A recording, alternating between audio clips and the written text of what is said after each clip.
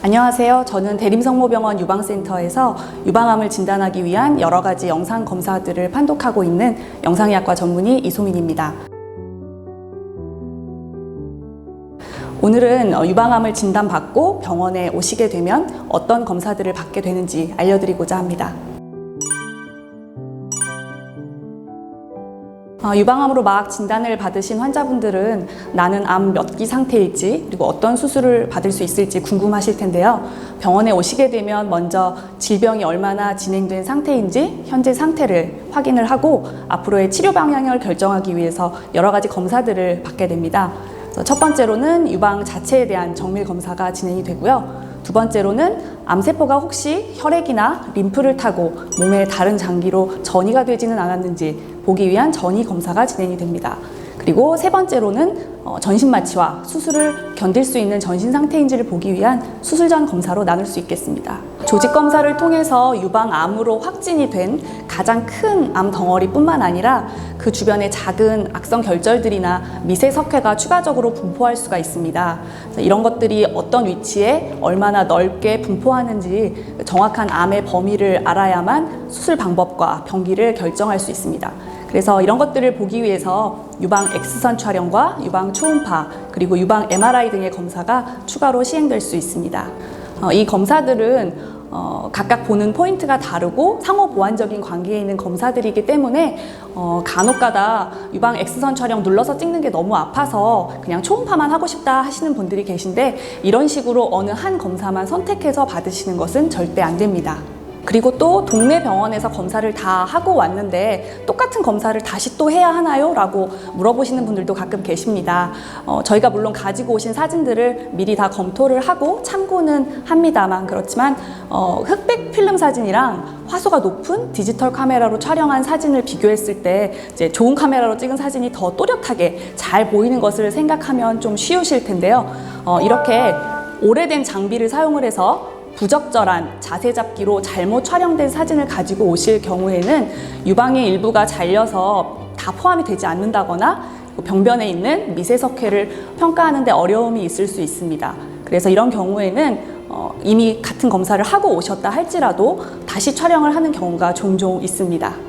네, 특히 유방 초음파 검사는 찍혀져 있는 이 한 장의 사진만 가지고는 평가하기가 어려움이 있고 움직이는 동영상 화면을 실시간으로 보면서 그 자리에서 진단을 내려야 하는 검사이다 보니까 어떤 사람이 검사를 하느냐, 검사하는 사람의 경험치나 역량에 따라서 검사의 정확도의 차이가 많이 나게 됩니다.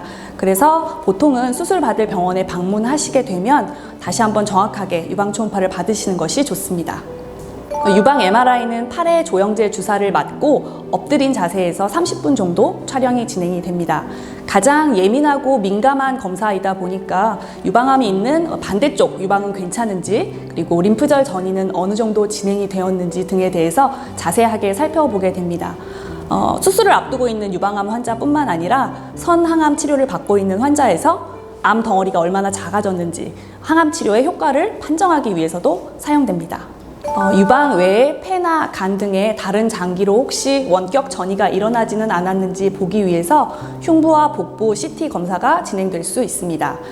팔에 조영제 주사를 맞고 누운 자세에서 촬영하게 되고요. 엑스레이에서는 찾을 수 없는 아주 작은 병변들까지도 확인할 수 있다는 장점이 있지만 방사선 노출이 있을 수 있고 그리고 조영제 주사를 맞아야 하는 불편감이 있을 수 있습니다. 그래서 과거에 CT 조영제 주사를 맞고 알러지 과민 반응이 있었던 경험이 있으신 환자분들은 미리 사전에 꼭 알려주시기 바랍니다. 원격 전이가 있는지 확인하기 위한 핵의학적 검사로는 뼈 스캔과 펫CT가 대표적입니다. 뼈 스캔은 엑스레이 뼈 사진에서 판단이 조금 애매할 수 있는 그런 작은 뼈 전이도 예민하게 찾아낼 수 있는 검사인데요. 손이나 팔에 방사성 의약품 주사를 맞고 뼈에 충분히 흡수될 수 있도록 3시간 이상 대기한 후 촬영을 시작합니다. 대기하는 동안 제한된 범위 안에서 이동은 하실 수 있지만 방사성 의약품이 배출이 될 수 있도록 충분하게 물을 드시는 것이 필요합니다. 골반뼈를 자세히 보기 위해서 촬영하기 직전에 소변을 보게 되는데 이때 방사성 의약품 물질이 섞여 있는 소변이 옷이나 피부에 묻게 되면 병변으로 오인할 수 있기 때문에 묻지 않도록 조심하시는 것이 필요합니다. PET-CT도 마찬가지로 방사성 의약품 주사를 맞고 1시간가량 대기한 후에 촬영을 하게 됩니다. 대사가 활발하게 일어나고 있는 그 암의 활성도를 전신에 걸쳐서 한눈에 볼 수 있다는 장점이 있고요. 검사하기 6시간 전부터 금식을 하셔야 하고 또 혈당 체크가 필요할 수 있기 때문에 평소에 당뇨를 앓고 계신 분들도 스케줄 잡기 직전에 미리 알려주시는 게 필요합니다. 그 외에 전신 마취와 수술을 견딜 수 있는 컨디션인지를 보기 위한 전반적인 수술 전 검사로는 흉부 엑스레이와 피검사, 소변 검사, 심전도, 폐기능 검사, 심초음파 등의 검사가 추가로 시행될 수 있습니다.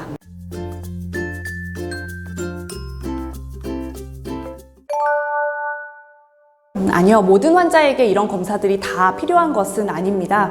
유방 자체에 대한 정밀 검사와 수술 전 검사는 반드시 필요하겠지만 일부 전이 검사는 폐나 간, 뼈 이외의 장기에 원격 전이가 의심되는 경우에 한해서 시행이 됩니다. 유방 전문의의 진찰과 상담 후에 개개인에 따라 어떤 검사가 진행될지 결정하시면 되겠습니다. 지금까지 유방암 진단을 받고 병원에 오시게 되면 어떤 검사들이 기다리고 있는지에 대해서 설명을 해드렸습니다.